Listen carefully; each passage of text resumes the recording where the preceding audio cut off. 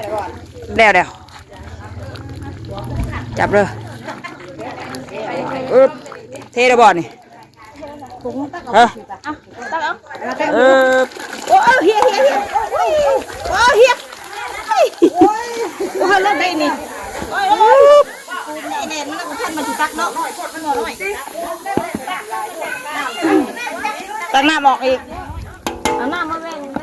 มันมีก้อนตามก้อนพุ่งแดงเกลือห้วยใช่เหรอแต่เพชรแท้เนาะพี่เก่งคนที่ใส่เอาเลยเปิดภาพเปิดคลิปออกมากะ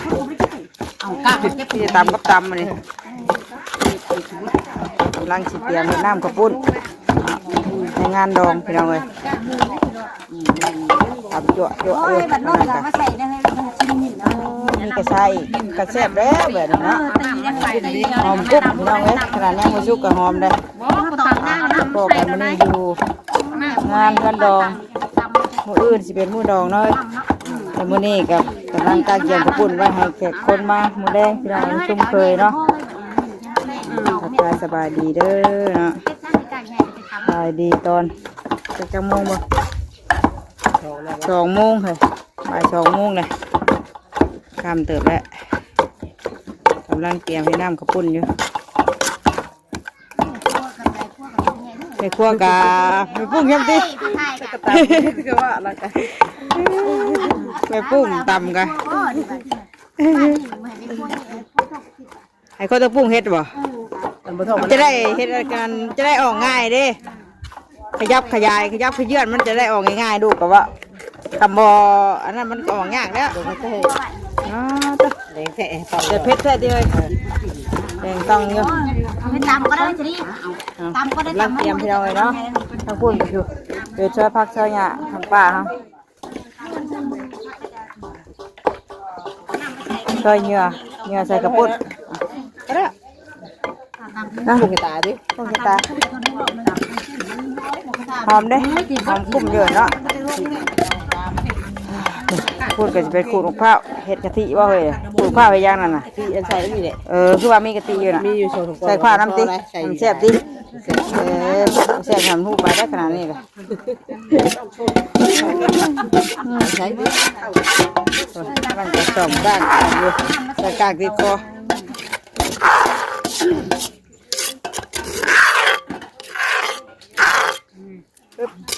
ใช่ป่ะนี่ทำได้ป่ะนี่ไม่ได้ไพ่เลยไพ่อะไรนี่เป็นเจ้าสาวผู้หญิงไงร่างตับปลาอยู่ไปเราเลย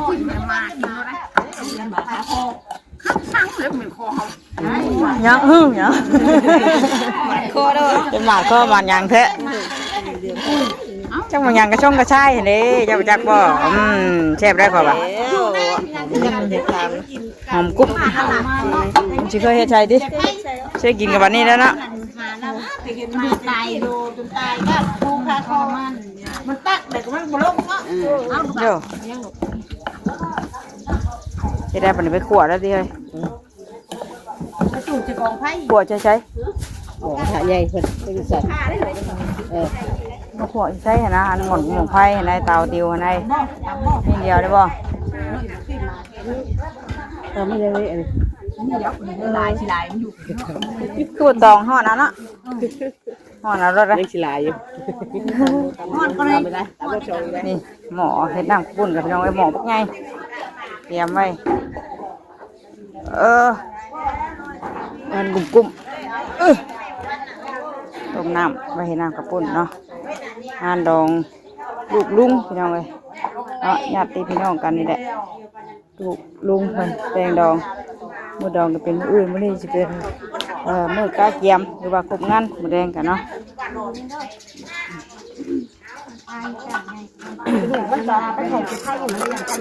มันมีเต่าบ่เฉยหัวให้ใครให้ยังใหม่แล้วหัวเต่าใครหัวเต่าห่อทานใช่นะเอาให้ไปชี้ใครทุกคนเดี๋ยวมันก็ได้เลยเห็นเครื่องมันก็เดือด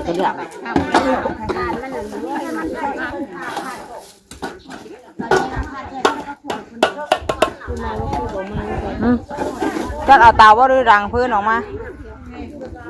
มาใช้แบบนี้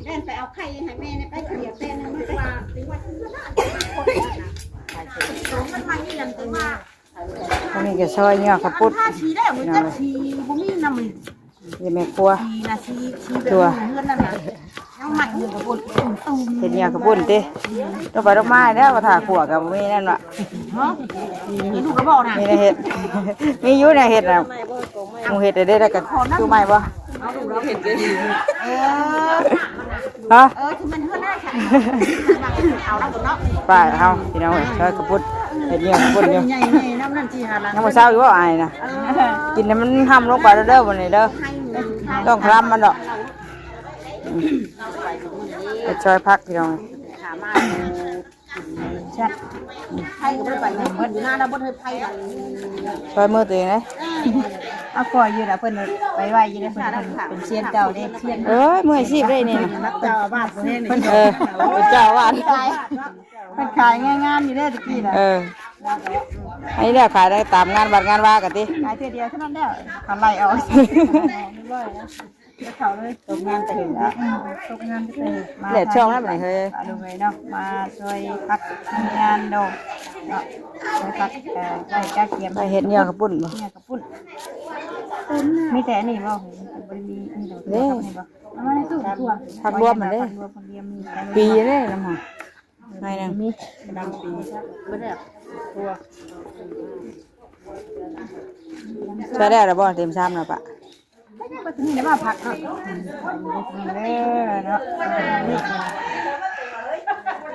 ทางงานเห็ดได้สาระตำมันน่ะตำปลาเห็ดน้ำข้าวปุ้นแล้วทางนั้นเห็ดอันน้ำมันทางนี้เห็ดเนื้ออ้ามาอะไรเป็ดเฮ้ยมาเขาบ่จักให้เรามาเขาโทษเพื่อนให้เนาะจะเสียเงินมาช่วยดอกเพื่อนแน่จักเสียค่าเป็ดแน่ข้ามาก็เป็ดแน่ใครรับมันบอกใช่ผมบอกง่ายใช่ใครรับโอ้เนี่ยได้แบบนี้เนาะเดี๋ยวแหละได้เห็นไห้ดำหน้าแล้วคนเห็นหน้าได้คนเห็นไห้เห็นหน้าวะป้าได้ติในป้าหน้าเนาะเนี่ยไปแม่ไปย่าหน้าดำบ่อนี่กันดำกระยามดอกมันชาหน้าน่ะดำรถดำแต่เก้านี่มันชาหน้าสักรวดเป็นไอ้จะดกแล้วเป็นว่าอยู่ขยุ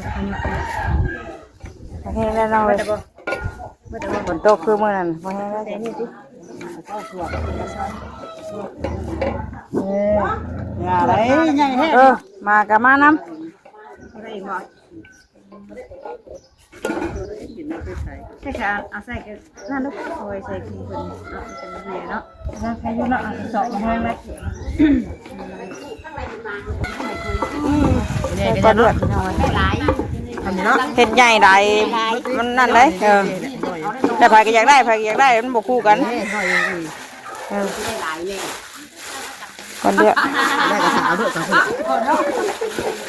ตัวใหญ่เนาะไผ่ไล่ไปเลย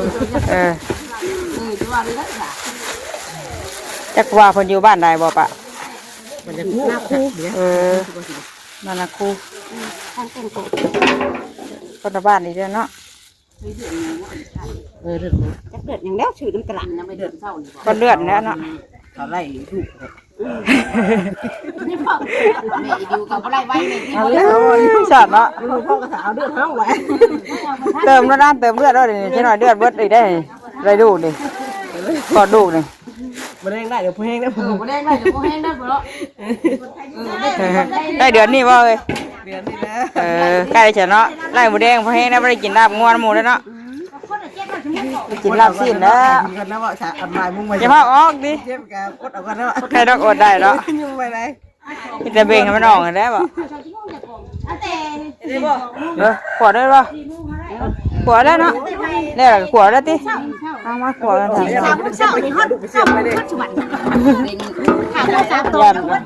ใช่เลยมาขวดมาหามสุชายังใส่น้ำมันก่อนป่ะมันเคยเห็นวะเคยเห็นแต่เป็นลูกมือให้มูชื่อได้มูชื่อเลยดิ ชมกัน นี่โมเมนต์บอกวัวมาได้เล่น บ่เว้ยพักหญ้าขาหุ่นนะ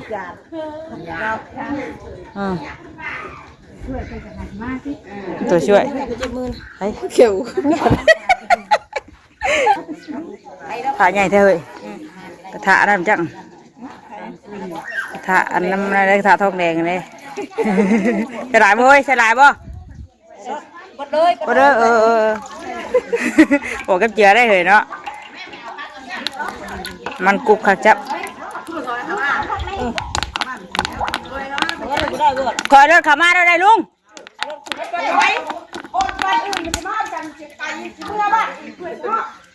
เดี๋ยวถาน้ำมันห่อนก่อนพี่น้องเนาะจะเอา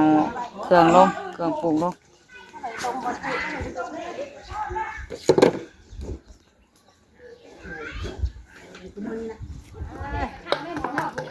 3 กล่องบ่อยนะเอาให้เขาแน่หน่อย ว่าจะอยากกินว่าจะอยากได้ค่ะเคลื่อนเคาะขัดแท้น้ำล้างเอาไว้ คนได้ล้างขวดจนมันแห้งเด้อล้างบ่ ล้างให้ยังติ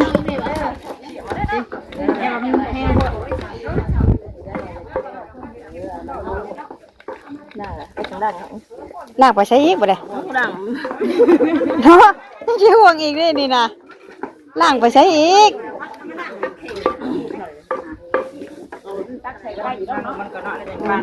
ขวดมันทั่วอันกระโดดมันทั่วก่อนให้มันทั่วแล้วจังเราขวดมันแห้งคนว่าเต้เติบเพื่อมันจะได้ทีมันละต้องใส่เวลาในสักหน่อยหาบอลใบได้ไหมเฮ้ยไปจงน้อยเอ้ยเอากะปิไม่ได้มันตู้เย็นนี่เด้อคนนึง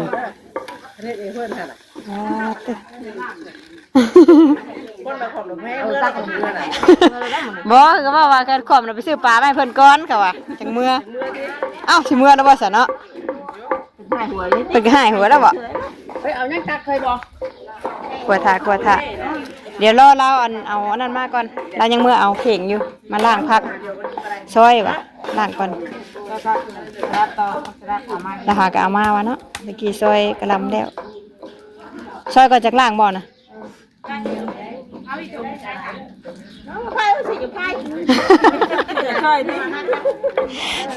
ทงเดี่ยวเดียวกันดิสบายจากไฟเนาะยังกระยานะขอจากไฟไปก่อนนะเดี๋ยวนี้นะ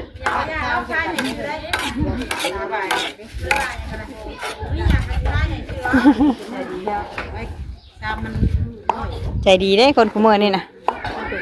เฮ้ยไฟถุงหอดจากไฟถุงให้มีอยู่ใหญ่มากมันหลักค่ะ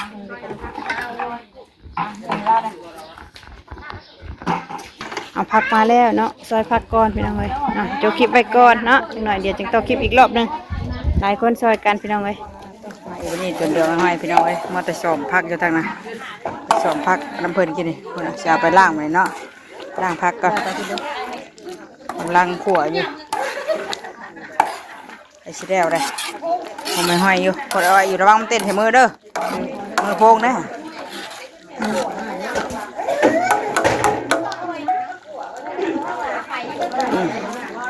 ไปถ้าล่างเขาสอยผักบัวแล้วมาล่างมาเลย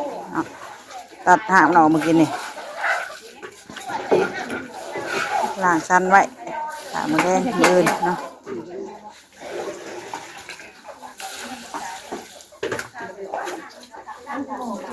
น้ำนี่เคยหยาดมาปรับไปเท่าเงินน้ำอันนี้ได้ครับน้ำพักได้ยันวะอุ่นเฮ้ยโฉงน้ำกันพูดแล้วน่ะมันมีน้ำบ่ตาขี่กว่าปะพอได้หันเด้น่ะตาแข่เราอีกเลยมาโฉงน้ำจานมันมีชีดิน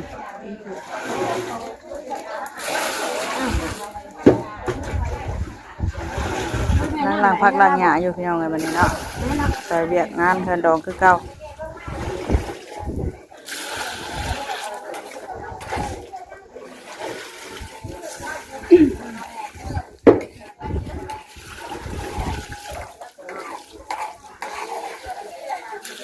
เราเชื่อตรงนี้อันนี้ของหอมไปยังตัดห่างอยู่ไม่จะเชื่อคุณให้เชื่อไหม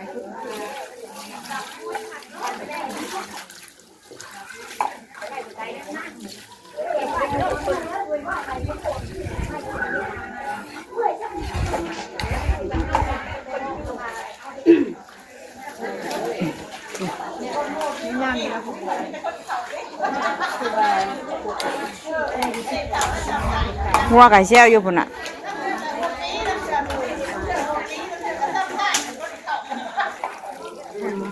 กระปุ่นยังบ่มาติเตรียมเนื้อเตรียมน้ำมันไว้เลยกระปุ่นกำลังบีบอยู่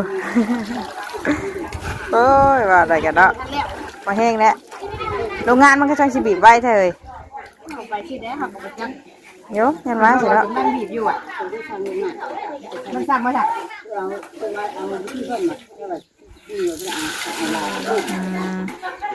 เราถามว่าชีเฮ็ดน้ำมาแล้วชิมก่อนกับว่าได้ชิมเลยติเขาขอน้ำมันเมื่อชื่ออาจารย์คุณยางเมื่อสังชิมอ่ะไปชิมแท้เปล่าแท้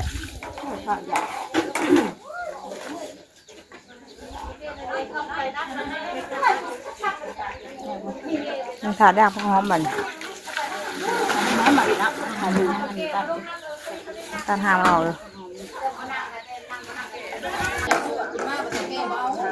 หลายคนช่วยกันพี่น้องไว้เนาะอยากกันแล้วไว้เด็ดผักเด็ดหยาเตรียมเฮ้ยจ้างแน่หรือบ่ผักตัวนี้มันจะได้เอาขึ้นไว้เฮือนเนาะเนี่ยบ่เฮือนเนี่ยบ่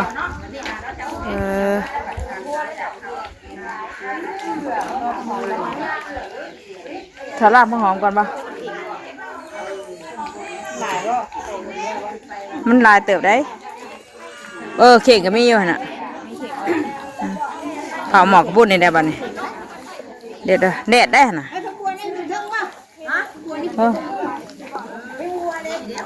บอได้เทกินนะเดี๋ยวเสียดูนะมันหลังนี่กินได้เนาะไก่นั่นแหละที่เฮ้ยเอามันห้อยได้นี่ลองพดใส่มือได้ตกเด้อขันไดบรึ้มตรงนี้ได้มื่นขันไดได้ฮะน้ำย่อยอยู่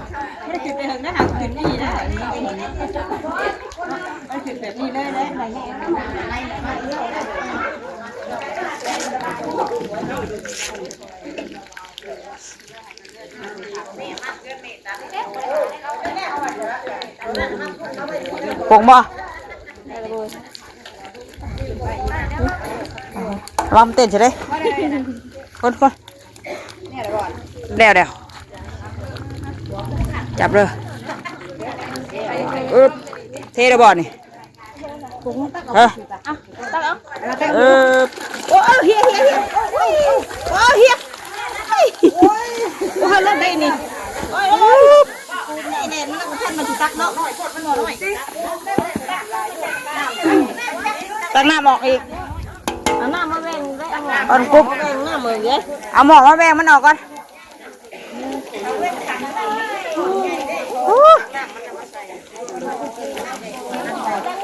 หมอพอดีกลางนี่ได้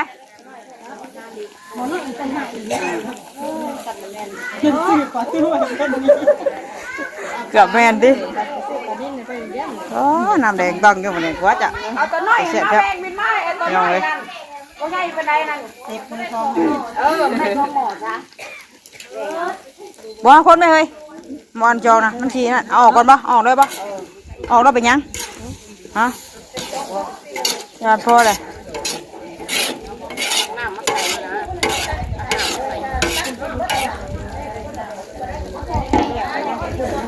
กระปุ่นยังมาอยู่ปงบ่ฮะ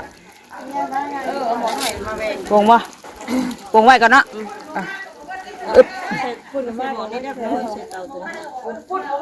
ร่างหมอกอ่ะไหนกว่าขนาดเขาพูดออกมาใช่เอาน้ำมันว่าผู้จะเอากระจ้องกันอยู่วะโอ้บาดเพอเวอร์เขาเห็นบ่จ้ะเห็นบ่ผลงานเพิ่นทิมได้บ่ยังฮะยังกันแล้วเนาะ ใช่กดกว่ายังบ่ได้เลยก็เผาชิม เครื่องมันยังบ่ลงเบิดบ่ เฮ้ยเนยคือบ่ฮ้อนแพงวันกะ ท่านได้ใส่น่ะ มันคือบ่ฮ้อนแท้น่ะเจ้าอ่า มันเดือดกับท่านได้ใส่ เอาไปใช้พี่น้องเลยเนาะเดี๋ยวแมงเตอร์สิขอจบคลิปไว้ก่อนพอกันดีคลิปหน้าเนาะคลิปนี้ก็พี่น้ำกับปุ่นกับปากอ่ะลาได้สบายดีเด้อบนจุกผู้ทุกคนทำงานดอก